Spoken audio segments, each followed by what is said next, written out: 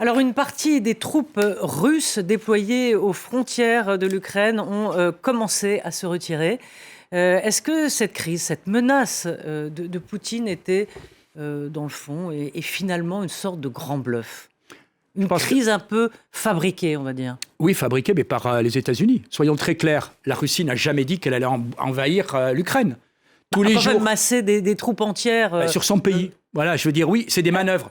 Vous savez, son pays, enfin. Oui, vous savez comme moi d'abord qu'il y a un processus au sein de ce qu'on appelle l'OSCE, l'Organisation pour la sécurité et la coopération en Europe, où chaque pays doit déclarer ses manœuvres. La Russie avait déclaré ses manœuvres.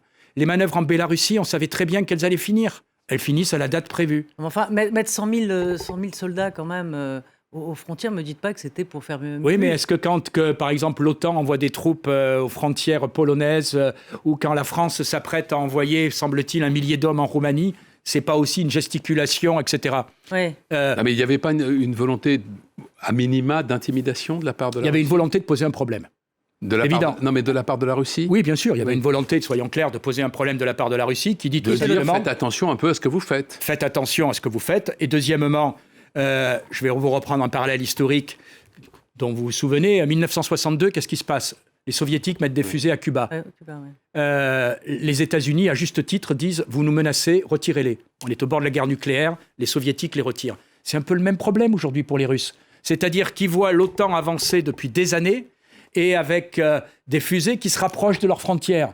Et le message avec ces manœuvres, c'est quoi ? C'est de dire il faut quand même un jour savoir jusqu'où vous allez aller.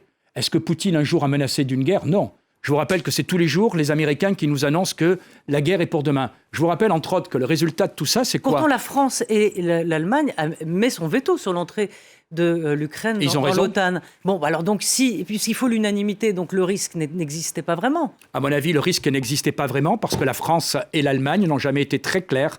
Nicolas Sarkozy avait été très clair en 2008. Nicolas Sarkozy avait dit très clairement que la Géorgie, c'était une autre crise, la Géorgie ne pouvait pas rentrer dans l'OTAN. Qu'on me comprenne bien, l'Ukraine est un État souverain. Elle a le droit de demander à rentrer dans l'OTAN. La France et l'Allemagne ont le droit de dire qu'ils ne souhaitent pas donc le problème n'existe pas. Mais si ça avait été mis sur la table comme ça dès le début, c'était fini. Je pense simplement que... La France n'a pas manqué de clarification, alors. La France n'a pas vraiment manqué de clarification. Et puis surtout, soyons clairs, arrêtons d'être naïfs. On va pas dire que ça... Vous avez remarqué que, par exemple, aujourd'hui, le gaz de schiste américain arrive dans les ports français. Ça a été révélé par vos confrères de Ouest France. Vous avez remarqué que le prix du pétrole flambe. Vous savez toujours que dans ce genre de crise, il y a toujours une petite odeur d'énergie. Oui. Vous n'êtes pas naïf à France 24. Vous savez très bien quand même qu'aujourd'hui...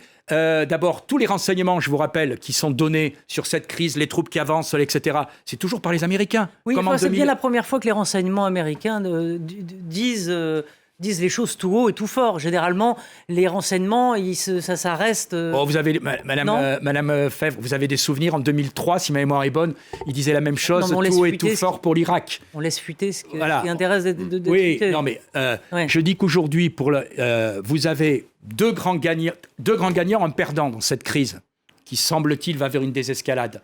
Le grand gagnant, d'abord, les deux grands gagnants, c'est Russie et États-Unis. L'un a fait une très bonne opération pour ses produits énergétiques et a montré que finalement l'Europe n'existait pas. La Russie a donné un coup d'arrêt à l'avancée de l'OTAN et l'Union européenne est aux abonnés absents. Et les États-Unis gagnent quoi, pardon ? Les États-Unis aujourd'hui gagnent que l'Europe est de plus en plus sous leur dépendance parce que l'Europe a montré dans cette crise, qu'elle était, j'ai envie de dire, l'Europe est nue. Vous avez remarqué qu'on dit très clairement si vous envahissez l'Ukraine, on n'interviendra pas militairement. Parce qu'on n'a pas les moyens. Et on le sait. Mais les États-Unis non plus n'ont pas dit qu'ils interviendraient militairement. Oui, personne n'a parlé d'aller risquer sa vie pour défendre l'Ukraine. On est bien d'accord. Personne n'a envie de mourir pour Kiev.